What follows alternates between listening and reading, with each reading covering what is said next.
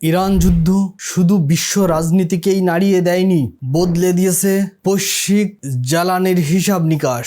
আর এই সংকটই যেন সবচেয়ে বড় সুযোগ এনে দিয়েছে চীনকে। ইরানে হামলার পর ইরান যখন হরমুজ প্রণালী বন্ধ করে দেয়, তখন বিশ্বজুড়ে তীব্র জ্বালানি সংকট দেখা দেয়। বিশ্বের তেলের দাম বেড়ে যায়, গ্যাসের সরবরাহ কমে যায়, সংকটে পড়ে একের পর এক দেশ। আর ঠিক এই সময়টায় সামনে আসে চীনের টেকসই জ্বালানি শক্তি।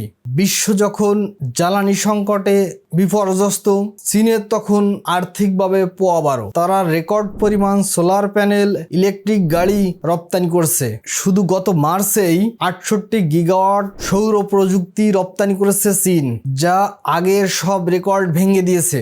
চীনের শুল্ক বিভাগ বলছে 2025-এর মার্চের তুলনায় 2026-এর মার্চে ইলেকট্রিক গাড়ি, সোলার প্যানেল, সোলার প্রযুক্তির উৎপাদন তারা 70% বাড়িয়েছে। তারা বলছে গত মার্চে তারা ব্যাটারি রপ্তানি করেই শুধু $10 বিলিয়ন ইনকাম করেছে। বিশ্লেষকরা বলছে জীবাশ্ম জ্বালানির উপর অতি নির্ভরতা কতটা বিপজ্জনক এই ইরান যুদ্ধ তা বিশ্বকে দেখিয়ে দিয়েছে। এই কারণে বিশ্বের অনেক দেশ এখন টেকসই জ্বালানির দিকে ঝুঁকছে, আর ঠিক এই সুযোগটাকেই কাজে লাগাচ্ছে চীন। বিশ্লেষকরা বলছেন আগে চীনকে কম খরচের উৎপাদনকারী দেশ হিসেবে চিহ্নিত করা হলেও তারা এখন বিশ্বের বহু দেশের জীবাশ্ম জ্বালানির পরিবর্তে টেকসই জ্বালানির সহযোগী অংশীদার হিসাবে কাজ করছে। ইরান যুদ্ধ যখন বিভিন্ন দেশের জন্য দুর্ভোগ বয়ে আনছে, সেখানে চীনের জন্য আর্থিকভাবে একটা বড় সুযোগ তৈরি করেছে। জ্বালানির ভবিষ্যৎ এখন জীবাশ্ম জ্বালানি থেকে